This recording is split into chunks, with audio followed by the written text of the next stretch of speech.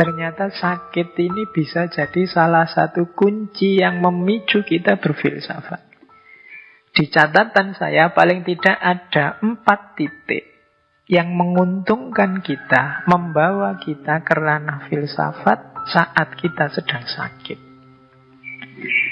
Yang pertama apa? Mari kita sadari saat kita sakit itu biasanya kita dipaksa untuk menerima bahwa manusia itu termasuk kita punya kelemahan-kelemahan, punya keterbatasan-keterbatasan.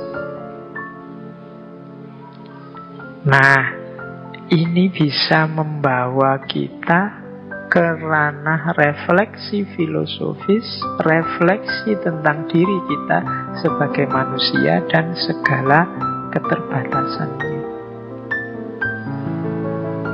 Ternyata manusia itu lemah, ternyata manusia itu terbatas. Aku yang selama ini merasa kuat, aku yang selama ini seolah-olah merajai dunia, merajai lingkungan sekelilingku, seolah-olah bisa mengatasi masalah apa saja, ternyata tidak. Nah, ini refleksi dari kesadaran saat sakit. Mungkin teorinya sudah ngerti tentang kelemahan dan keterbatasan manusia sebelum sakit, tapi saat sakit tidak cuma teori yang kita pahami, tapi juga mengalami langsung titik lemahnya manusia. Seenak apapun makanan, seluar biasa apapun kekayaan, sedahsyat apapun pasangan yang cantik, yang ganteng, ternyata waktu kita sakit tampak tidak ada nilainya, tidak bisa diandalkan untuk hidup kita. Oh, ini membawa refleksi, pengalaman langsung. Yang pertama itu sakit mendorong kita berfilsafat. Yang kedua, kondisi sakit selain dia memancing refleksi, ternyata juga merupakan tantangan untuk kita menaklukkan dan meluaskan. Tadi kan kita terbatas. Biasanya orang yang mau berpikir lebih jauh tidak sekedar menerima kelemahan dan keterbatasan, tapi itu dianggap sebagai tantangan untuk ditaklukkan. Iya ya, ternyata aku ini terbatas. Kalau hujan, kena air, terus flu, terus pilek. Nah, ini tidak sekedar diterima, tapi kita bisa berefleksi lebih jauh gimana caranya menaklukkan situasi. Agar kita gimana caranya mensiasati agar aku kuat misalnya. Atau bikin apa sehingga kalau hujan aku tidak kena hujan, bisa jalan-jalan keluar tapi tidak kena hujan waktu hujan. Nah, ini namanya penyakit, keterbatasan, kelemahan kita jadikan tantangan.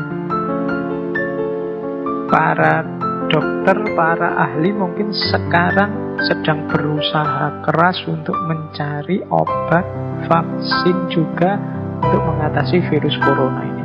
Ini karena mereka menganggap sakit tadi, kelemahan dan keterbatasan manusia tadi sebagai tantangan yang harus ditaklukkan, tidak sekedar diterima. Diterima ya, tapi terus dicarikan solusinya.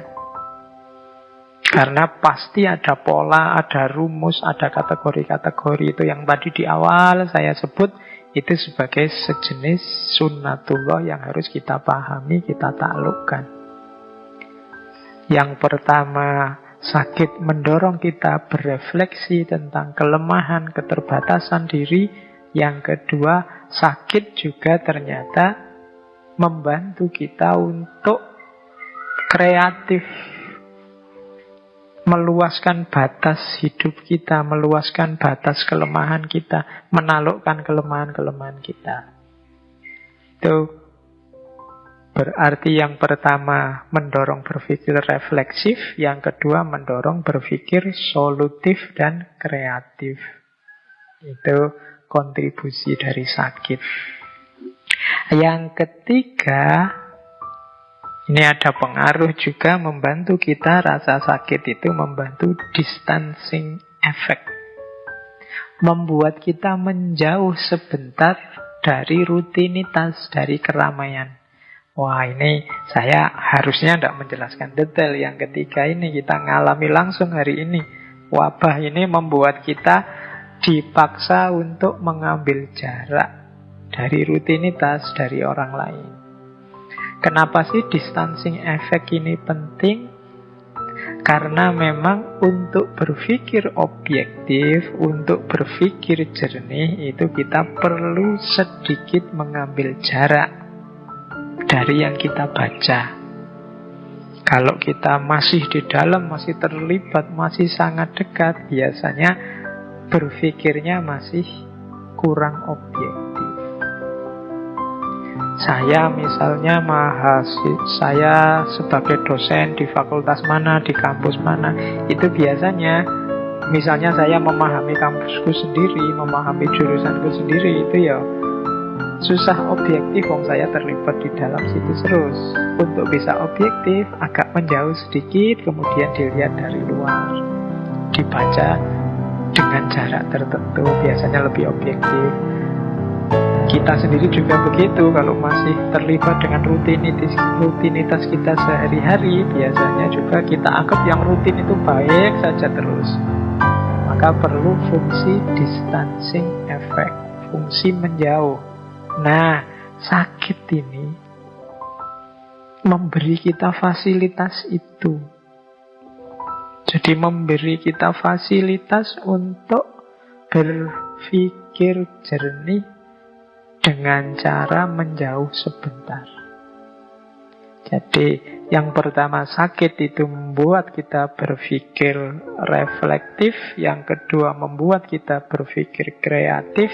Yang ketiga, membuat kita berpikir objektif. Yang keempat, ini teori bagaimana sakit mendukung berfilsafat. Sakit ini memancing pertanyaan. Biasanya kalau sedang sakit, kita kan banyak waktu longgar. Kita memikirkan diri kita, lingkungan sekeliling kita, kehidupan kita, dan macam-macam. Saat sakit, mungkin kita bertanya, mengapa sih aku ini hidup? Mengapa sampai detik ini Allah mengizinkanku masih hidup? Terus bagaimana besok aku menjalani hidupku? Nah, ini pertanyaan-pertanyaan seperti ini itu biasanya muncul kalau kita sedang jauh dari keramaian. Biasanya muncul saat kita muhasabah. Dan sakit memberi fasilitas itu. Semua orang mesti menyuruh kita istirahat saja kalau sedang sakit. Tidak usah capek-capek. Semuanya dilayani, dikerjakan orang lain. Ini membuat kita kemudian banyak waktu untuk berpikir. Termasuk memikirkan kehidupan ini.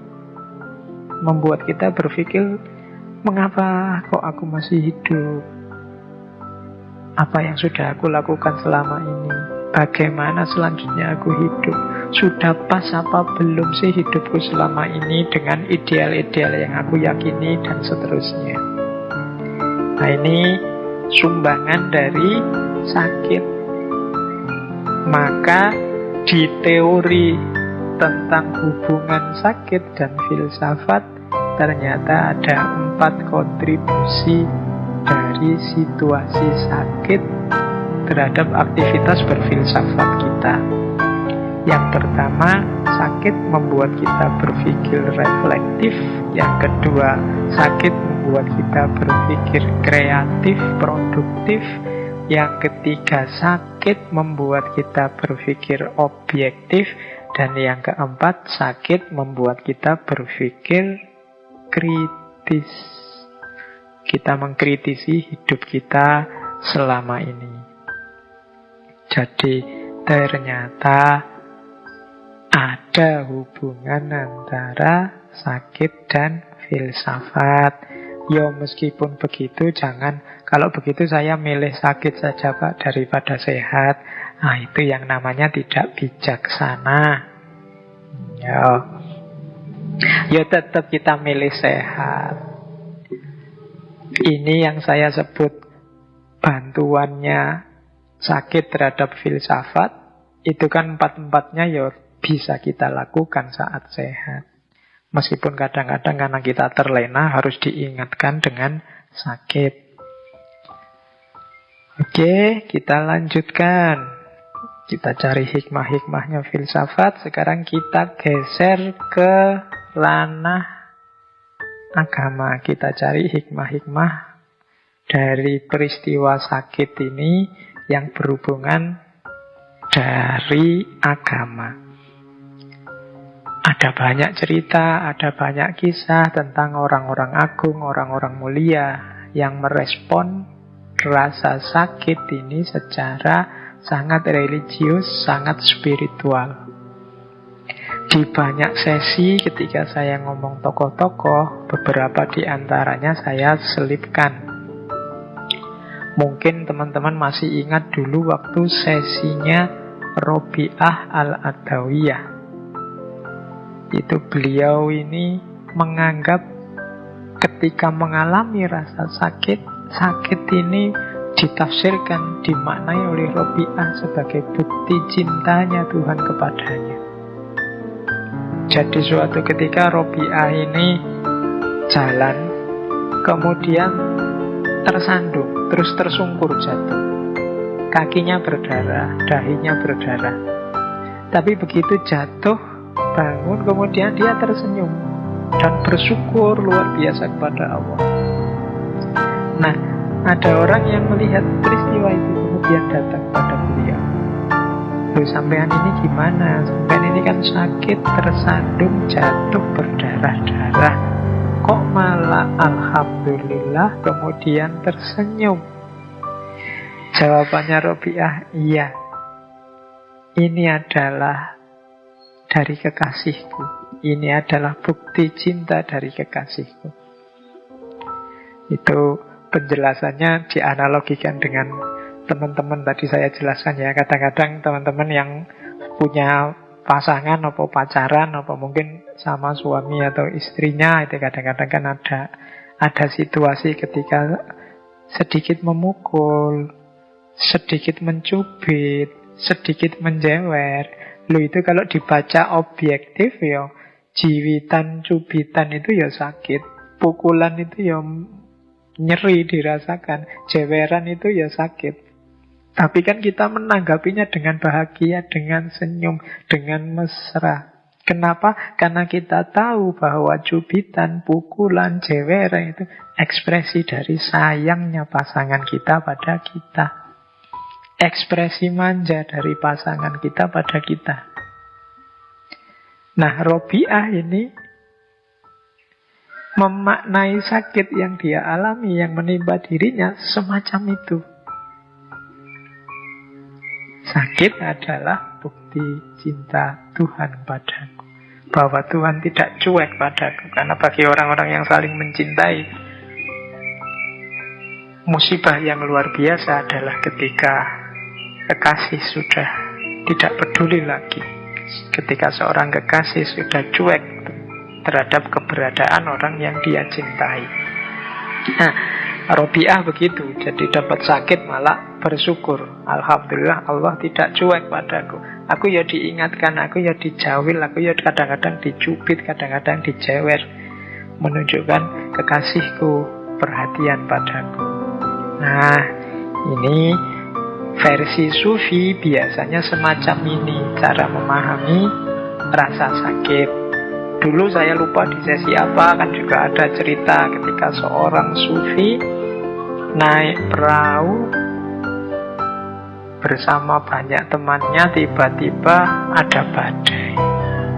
Semua orang takut, semua orang pontang-panting ke sana kemari untuk Gimana caranya biar bisa selamat dari badai?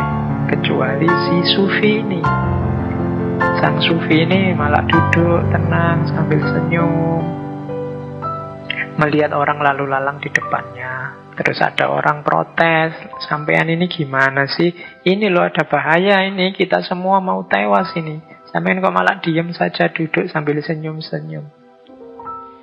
Si sufi ini terus bilang, loh aku harus gimana lagi? Ini pemberian kekasihku.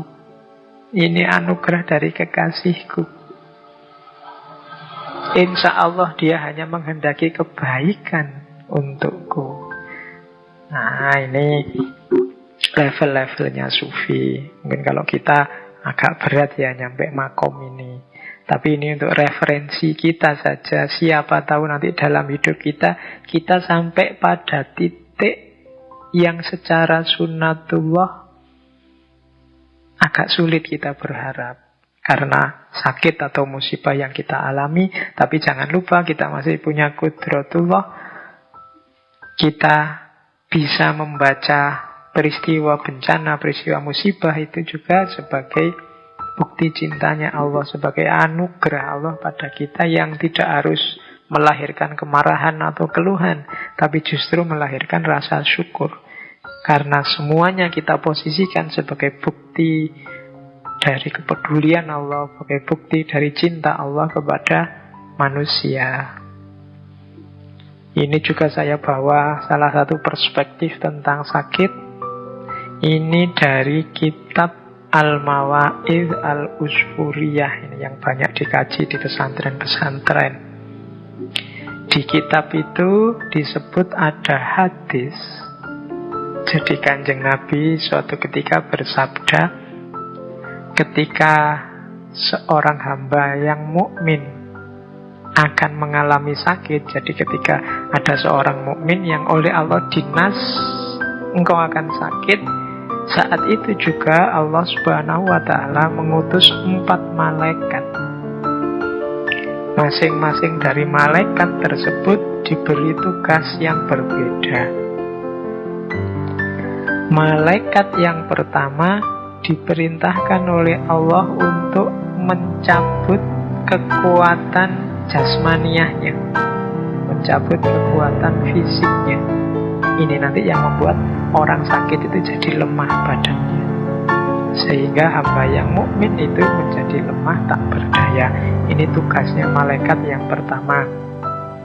Tugasnya malaikat yang kedua mencabut kelezatan rasa dalam lidahnya, sehingga makanan apapun yang masuk dalam mulutnya akan terasa pahit. Nah, malaikat yang kedua tugasnya mencabut rasa. Makanya orang sakit itu seenak apapun makanan ya rasanya pahit. Malaikat yang ketiga diperintahkan oleh Allah untuk mencabut kecerahan wajahnya, sehingga raut mukanya akan terlihat pucat. Nah, makanya orang sakit itu secantik apapun, kalau sakit ya pucat. Kalau semula sudah putih, pucat ya tambah pucat. Jadi ini tugasnya malaikat yang ketiga. Nah, malaikat yang terakhir diutus oleh Allah untuk mencabut semua dosanya. Sehingga saat sakit itu dia berada dalam kondisi suci dari dosa.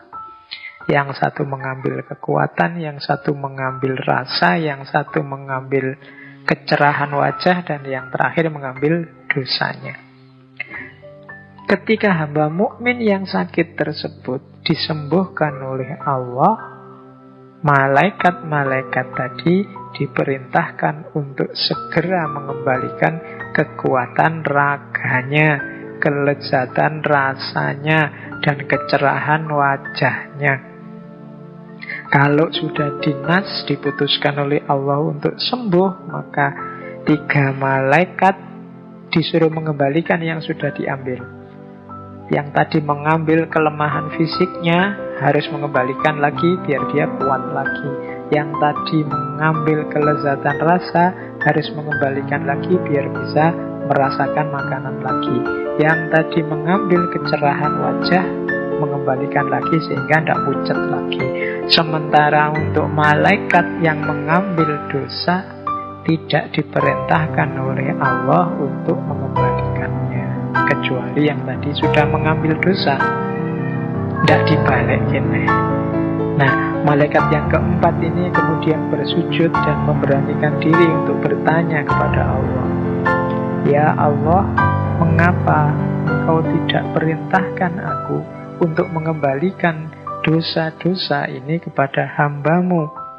Ini malaikat yang keempat heran, terus tanya, "Loh kok dosanya tidak dikembalikan? Kan fasilitas-fasilitas yang lain dikembalikan." Allah pun menjawab, "Tidak baik bagi kemuliaanku jika aku mengembalikan dosa-dosa hambaku setelah aku menyulitkannya ketika sakit." Ini untuk membesarkan hati kita, untuk kita tahu bahwa jangan takut, sakit adalah penggugur dosa. Baik, kita lanjutkan. Dari banyak referensi, ini saya rangkum saja tentang hikmahnya orang sakit dari aspek spiritualitas, religiositas. Jadi, jangan marah, jangan kecewa, jangan merasa tak berharga saat kita sakit karena kita sedang diberi fasilitas yang luar biasa oleh Allah dengan rasa sakit itu. Coba kita perhatikan hikmah-hikmahnya orang sakit. Yang pertama, orang sakit itu pasti lebih sering menyebut nama Allah dibandingkan ketika sehat. Silahkan kita introspeksi, silahkan teman-teman ngecek. Nama Allah itu insya Allah lebih banyak muncul saat kita dalam kesulitan, dalam kesusahan, dalam kondisi sakit dari mulut kita. Mungkin kalau pas sakit kita banyak istighfar, astagfirullah. Saat sedang sakit kita banyak ngomong baik-baik, dari mulut kita selalu keluar ya Allah, selalu keluar astagfirullah, selalu keluar innalillahi, dan seterusnya. Itu kalau sedang sakit ini otomatis mulutnya sering menyebut nama Allah. Ini fasilitas pertama bagi orang-orang sakit. Kalau kita tidak sakit biasanya sakarepe. Dari mulut kita bisa keluar macam-macam, tapi orang sakit ini biasanya mulutnya lebih terkontrol. Yang kedua, orang sakit itu dosa-dosanya lebih mudah dia ingat. Orang sakit itu biasanya tanya, dosa apa ya aku selama ini? Apa salahku ya Allah sehingga aku sakit? Kan biasanya begitu. Itu berarti memudahkan orang mengingat dosa-dosanya. Orang yang sudah teringat dosa-dosanya biasanya terus bergerak untuk minta ampun pada Allah. Jadi melapangkan jalan untuk bertobat, untuk istighfar. Oh, itu berarti apa? Sakit adalah memfasilitasi itu, memudahkan kita mengingat dosa-dosa. Kemudian yang ketiga, ini tadi di depan sudah dijelaskan panjang lebar bagaimana rasa sakit itu membuat kita punya banyak waktu untuk muhasabah, menilai diri, mengkalkulasi diri, menghitung diri. Untungnya apa sih Pak orang yang banyak muhasabah itu? Orang yang banyak muhasabah, untungnya dia bisa semakin baik, dan semakin baik dalam hidupnya. Karena manusia itu selalu ada kurangnya, selalu ada salahnya, selalu ada tidak sempurnanya. Tapi tidak semua orang sadar mana yang salah, mana yang tidak sempurna, mana yang kurang. Dan itu bisa ditemukan lewat muhasabah, introspeksi diri. Orang yang tidak pernah introspeksi, ya tidak akan bisa maju. Dan sakit memfasilitasi kita untuk banyak muhasabah. Yang keempat, sakit ini posisinya seperti jihad. Jadi kita dituntut untuk tidak menyerah, kita dituntut untuk berikhtiar, kita dituntut untuk berjuang melawan penyakit demi kesembuhan. Jadi ini nilainya jihad. Bayangkan Allah memberi kita fasilitas sebagai seorang mujahid saat kita sedang sakit. Yang kelima, sakit ini bernilai ilmu dan pelajaran. Oh, kalau ini bisa langsung, bisa tidak langsung. Dengan sakit kan kita nambah wawasan. Oh, ternyata aku ini begini, aku ini begitu. Kita kenal penyakit-penyakit. Oh, kalau sakit ini obatnya ini, sakit itu obatnya itu. Aku harus ini, tidak boleh itu.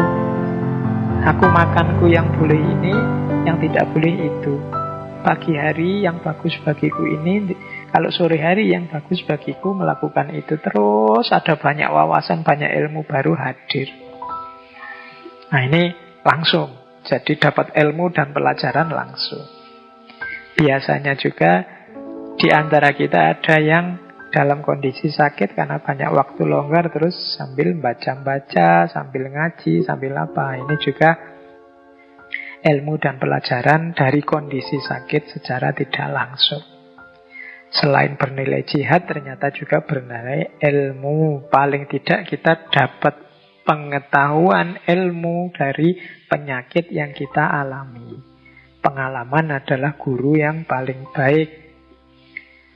Terus, sakit juga adalah penasehat yang baik. Kemarin-kemarin kita diceramahi, kemarin-kemarin itu sudah banyak orang yang ngomong, mbok olahraga, sudah banyak yang ngomong, mbok makannya jangan yang itu-itu terus, divariasi, mbok yo macam-macam kan.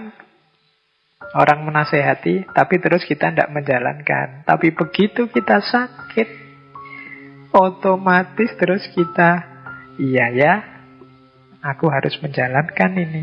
Yang kemarin sudah tahu baik tidak aku jalankan, sekarang aku jalankan. Nah, ini berarti sakit itu penasehat yang baik. Meskipun ya pahit karena harus ngalami sakit dulu, tapi kalau tidak ngalami itu ya kita tidak kapok-kapok. Jadi hikmahnya sakit ternyata dia jadi penasehat yang baik. Selanjutnya, sakit juga, kalau ini hubungannya dengan kemasyarakatan, bisa jadi jembatan silaturahim. Sakit membuat, ya ilustrasi mudahnya kan terus banyak orang yang menjenguk kita, saudara jauh kita yang kemarin sibuk, tidak pernah main, tidak pernah menengok kita, terus datang. Tetangga-tetangga kita menengok, datang, dan lain sebagainya. Jadi sakit bisa menjadi jembatan silaturahim. Selanjutnya, sakit adalah penggugur dosa. Ini sudah dijelaskan tadi ya di atas dari kisah 4 malaikat tadi. Terus sakit adalah kondisi jaminan dari Allah bahwa doa kita mustajab.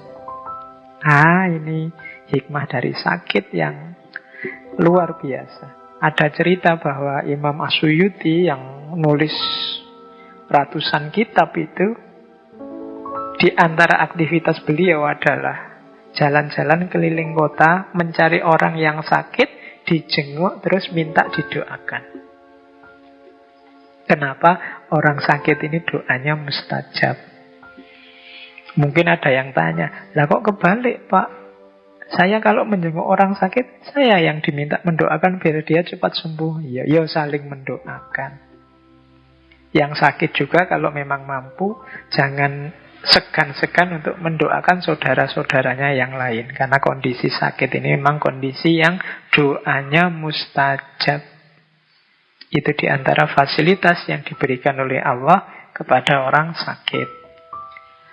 Selanjutnya, sakit juga merupakan benteng dari dosa. Kalau ini Penjelasannya simpel. Sakit itu kita dalam kondisi lemah. Sakit itu kita dalam kondisi tidak berdaya. Mau melakukan dosa, ya tidak ada dayanya, tidak ada tenaganya. Mau pegang HP terus kayak hari ini, tidak kuat, tidak bisa, pusing. Mau misuh-misuh menyakiti hati orang lain, ya tidak kuat, wong ya lemah. Makanya di antara hikmahnya sakit itu antara lain kita terbentengi dari dosa. Otomatis terhalang dari dosa. Itu yang membuat para sufi tadi di antara rahasianya, sufi itu loh dapat sakit kok malah bersyukur. Iya, karena hikmahnya luar biasa banyak. Terus sakit juga bagi yang masih memungkinkan untuk beribadah, biasanya orang yang sedang sakit itu ibadahnya lebih mantap karena dia lebih dekat dengan Allah, lebih sadar tentang hakikat dirinya. Nah, ini otomatis sudah, maka sakit meningkatkan kualitas ibadah. Sakit juga otomatis memperbaiki akhlak. Orang sakit susah sombong, ala wong yo sakit penyakitan aja. Itu kan susah, mau merasa besar susah, mau tamak juga ndak kuat, mau ndak tawadhu itu ndak santun itu ndak bisa, memang dirinya lemah. Maki-maki itu ndak kuat. Berarti apa? Lo akhlaknya ini otomatis tertata, otomatis baik. Dan yang terakhir, kalau ini pasti, sakit membuat kita mengingat kematian. Ingat pada kematian itu manfaatnya besar dan banyak dalam hidup kita untuk tidak membuat kita lupa diri. Jadi teman-teman, ternyata kalau dilihat dari sebanyak ini hikmahnya sakit yang selama ini kita sebut musibah, mungkin respon yang diberikan para sufi yang justru bersyukur saat sakit bisa kita pahami. Karena memang sakit itu membawa banyak hikmah. Tidak harus kita mengeluh, tidak harus kita merasa jatuh saat kita diberi rasa sakit. Hikmahnya sangat banyak. Kalau dilihat hikmahnya saja di luar sakit yang kita rasakan, bahkan mungkin kita seperti saya bilang di depan tadi akan melihat sakit sebagai anugerah yang luar biasa dari Allah. Itu saya bawa sebuah quotes dari seorang ulama Turki, Badi'uz Zaman, Said Nursi. Katanya Said Nursi, dalam penyakit tersembunyi kasih sayang ilahi.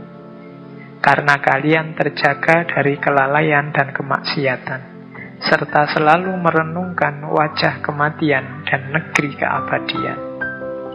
Sedangkan teman-teman kalian malah larut dengan berbagai kemaksiatan bersama kesehatan yang mereka rasakan. Karena itu, derita penyakit yang kalian rasakan ini merupakan kesehatan bagimu. Sementara nikmatnya kesehatan yang dirasakan oleh teman-teman kalian merupakan penyakit bagi mereka. Kalau kita sakit dan kita sadar bahwa sakit ini adalah anugerah Allah, membuat kita terjaga dari kelalaian dan kemaksiatan, membuat kita sadar tentang kematian, maka sakit ini, katanya Badi'uz Zaman Said Nursi, adalah hakikatnya adalah sehat. Sebaliknya, teman-teman kita yang kita sebut sehat tapi kemaksiatan, kemungkarannya jalan terus, sebenarnya merekalah yang sakit. Dengan teori ini terus disimpulkan, sakit yang membawa dampak ke arah kebaikan hakikatnya adalah kesehatan. Sebaliknya, kesehatan yang membawa kita melakukan kemaksiatan, kerusakan, hakikatnya adalah sakit. Itulah sakit yang sejati.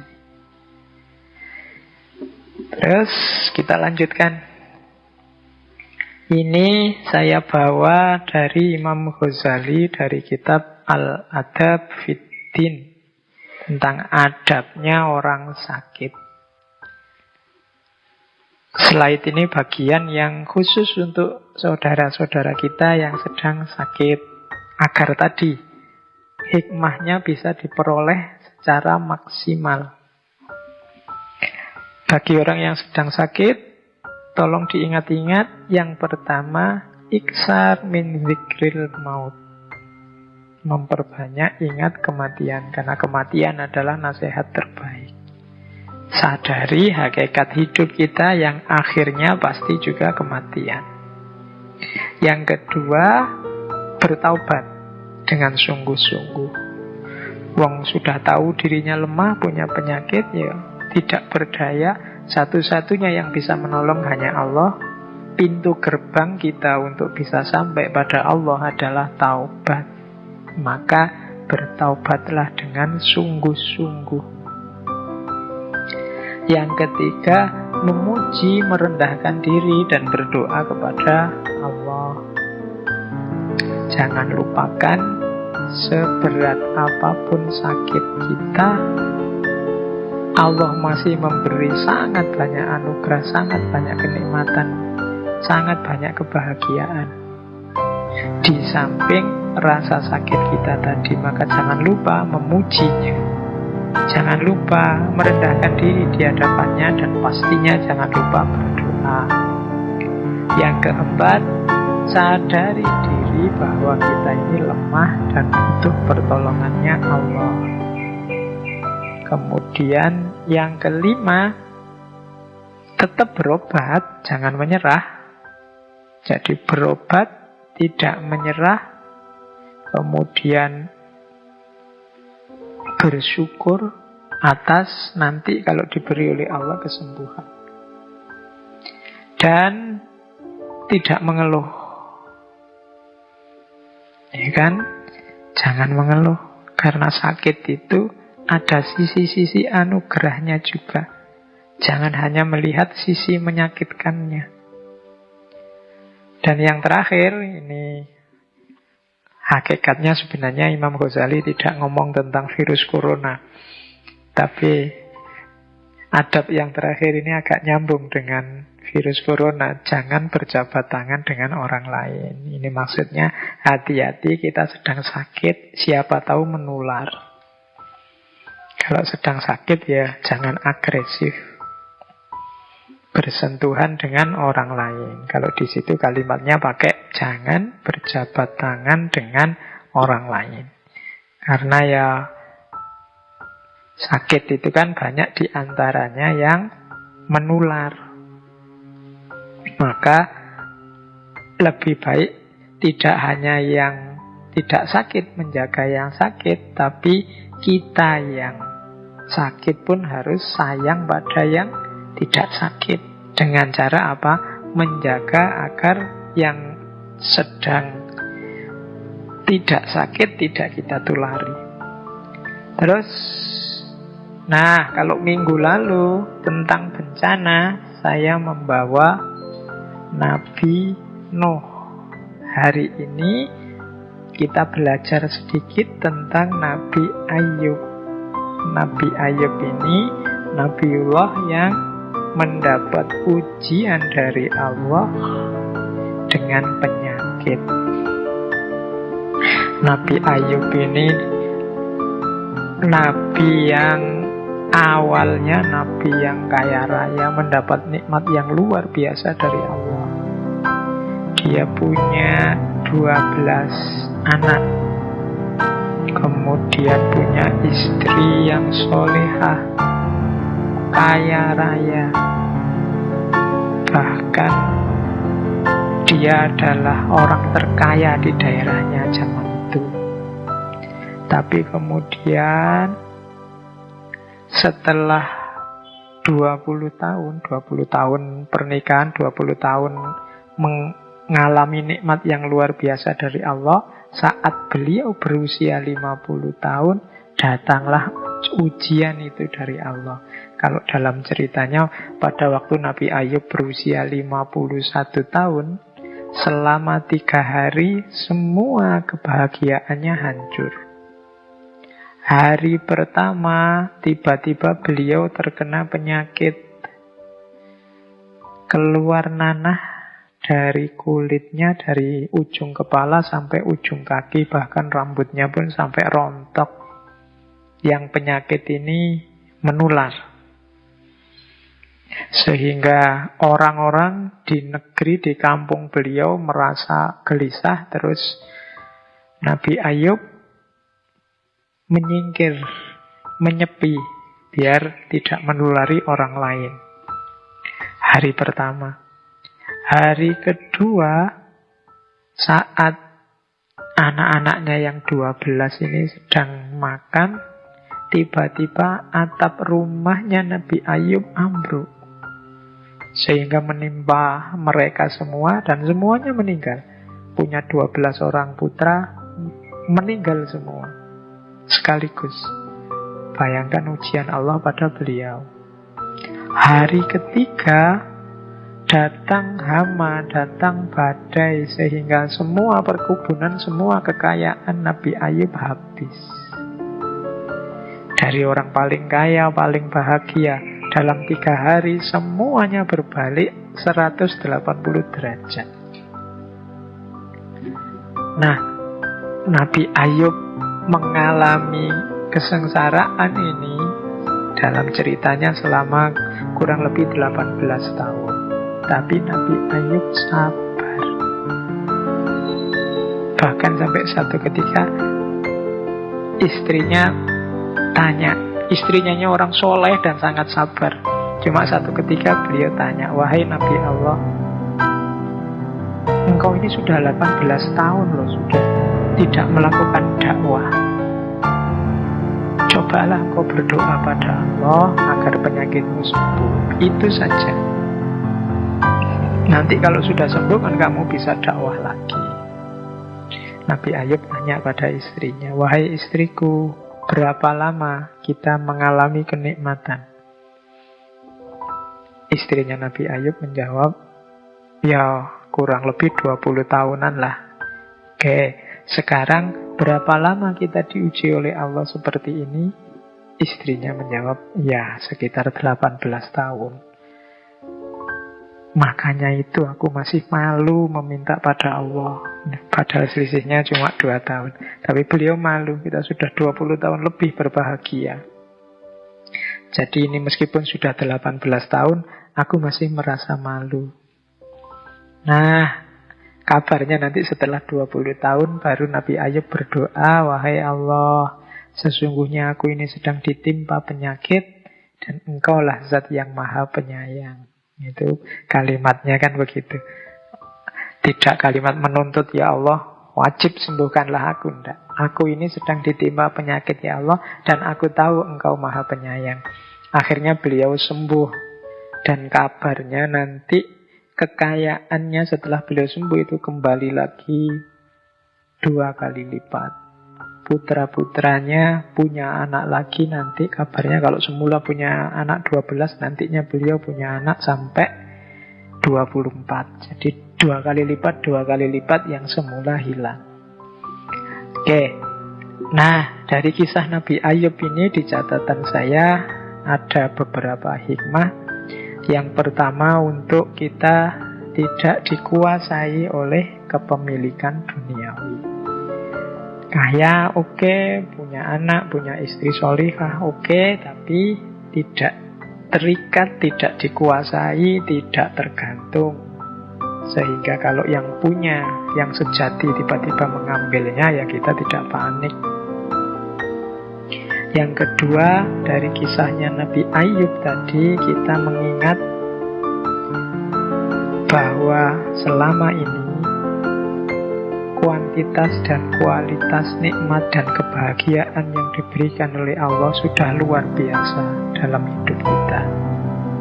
Kalau mau dikalkulasi, sebagian besar kita pasti tahun-tahun yang kita bahagia penuh nikmat dengan waktu yang kita diuji dengan sakit, itu mungkin tidak ada 10%-nya.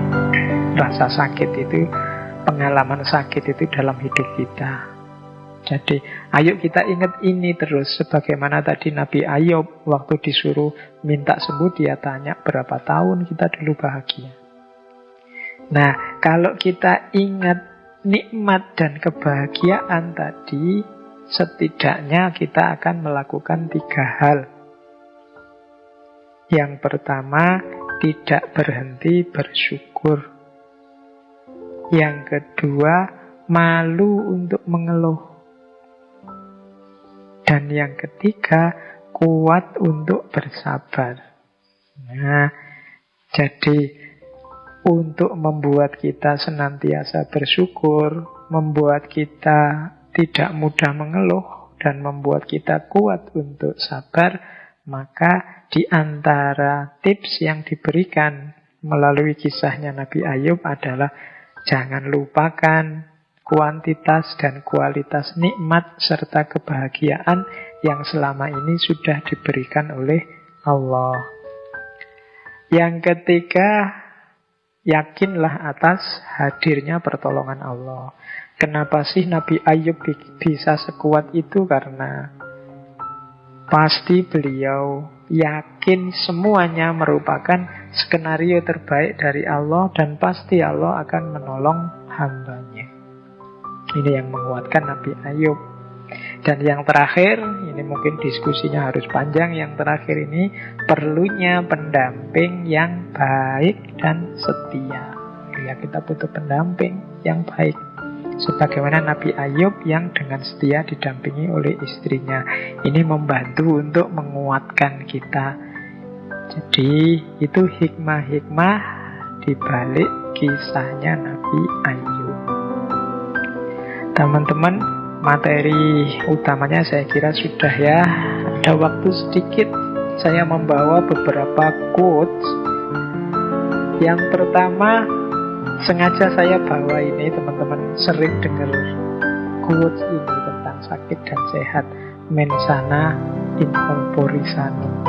Banyak yang tidak suka dengan pepatah ini, dengan peribahasa ini, karena kita mengartikan mens sana in corpore sano itu sebagai dalam tubuh yang sehat terdapat jiwa yang sehat. Sebenarnya maksudnya kalimat ini adanya di syair seorang penyair Romawi yang namanya Junival. Junival ini punya, sebenarnya ini syair religius. Kalimat itu artinya bukan, awalnya sebenarnya bukan untuk kita menjaga kesehatan jasmani biar pikiran kita sehat. Ini yang membuat kita komplain, karena lu kan banyak pak orang yang pikirannya ndak waras meskipun tubuhnya sehat. Orang gila itu pikirannya kacau tapi ya bisa sehat.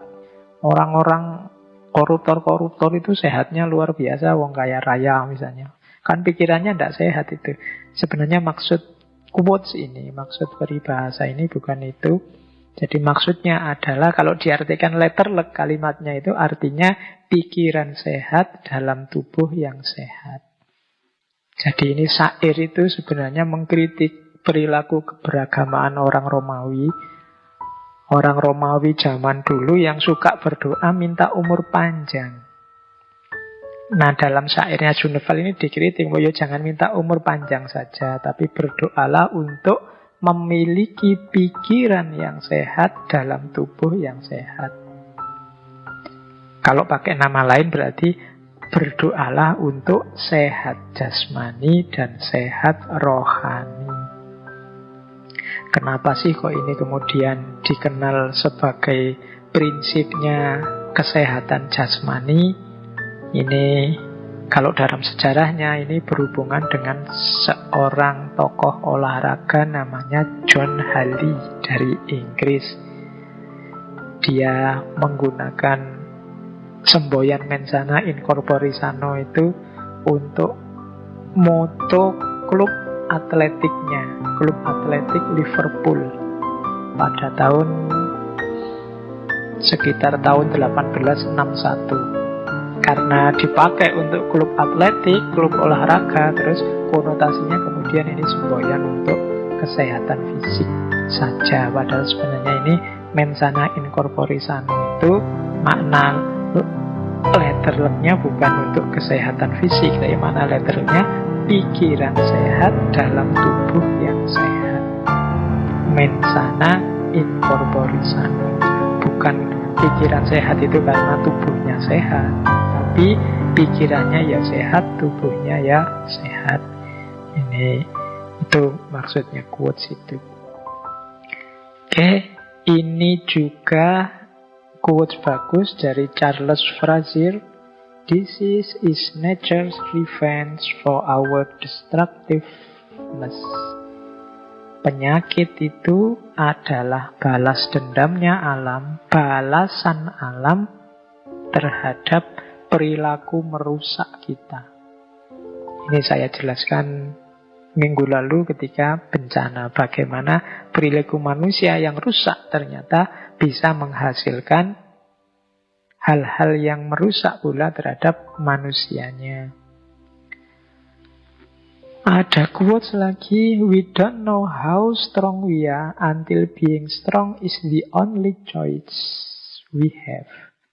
Kita tidak tahu sekuat apa kita sampai menjadi kuat adalah satu-satunya pilihan kita. Bertahan, berjuang, mencari kesembuhan, ini kan butuh kekuatan. Ini kan sebenarnya terpaksa. Kita tidak tahu loh kita setangguh itu, kita tidak tahu loh kita sekuat itu, tapi dipaksa oleh sakit, akhirnya kelihatan bahwa kita ini kuat. Kalau nggak dipaksa ya kita tidak mau berjuang, tidak kelihatan kekuatan kita. We don't know how strong we are until being strong is the only choice we have. Kita tidak tahu sekuat apa kita sampai menjadi kuat adalah satu-satunya pilihan. Para mahasiswa itu tidak tahu bahwa mereka sebenarnya punya potensi untuk menulis, sampai dipaksa oleh dosennya, dipaksa oleh aturan bikin skripsi untuk menulis, sehingga kelihatan bahwa mereka pinter loh nulis. Ini sama konotasinya dengan itu. We don't know how strong we are until being strong is the only choice we have. Kemudian ini ada lagi quotes untuk kita bersikap hati-hati. Just because I could yesterday doesn't mean I can today. But just because I can today doesn't mean I won't be able to. Hanya karena kemarin aku bisa, tidak berarti hari ini aku juga bisa. Tapi hanya karena hari ini aku tidak bisa, tidak berarti besok aku tidak bisa juga. Ini quotes untuk tidak sembrono. Pak, saya kemarin itu loh keluar-keluar tidak pakai masker, aman-aman saja, itu tidak ada apa-apa. Ya, just because I could yesterday doesn't mean I can today. Kalau kemarin aman ya bukan berarti besok kalau kamu tidak pakai, hari ini kamu tidak pakai lagi akan aman juga. Kebalikannya juga begitu. Pak, saya kemarin jalan-jalan keluar terus jatuh. Mungkin besok saya jatuh juga, ya tidak mesti. But just because I can today doesn't mean I won't be able tomorrow. Hari ini aku tidak bisa bukan berarti besok juga tidak bisa. Nih, kita untuk hati-hati, tidak sembrono, hidup penuh perhitungan di bagian awal dan di bagian akhir, menyuruh kita untuk tidak putus asa, tidak menyerah. Itu yang dimaksud oleh quotes tadi. Selanjutnya ini seperti sunatullah qudratullah tadi. Cuma quotes dalam bahasa Inggris. Not everything that is faced can be changed, but nothing can be changed until it faced. Tidak semua yang dihadapi bisa diubah, tapi tidak ada apapun bisa diubah sampai dihadapi.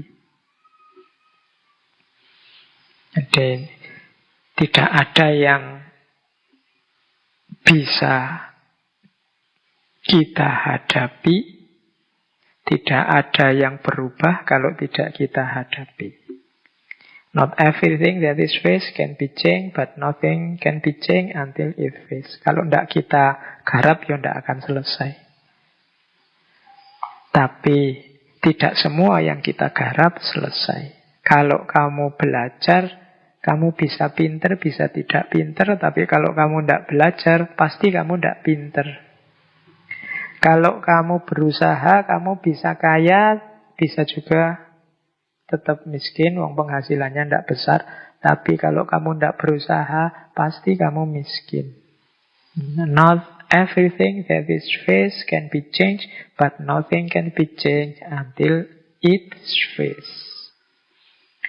Terakhir, ya ini saudara-saudara kita yang sedang sakit, boleh baca ini. You are allowed to scream, you are allowed to cry, but do not give up. Engkau boleh berteriak sekeras-kerasnya, engkau boleh menangis, tapi jangan menyerah. Sakit bukan musibah, bahkan di balik sakit ada anugerah dan banyak hikmah.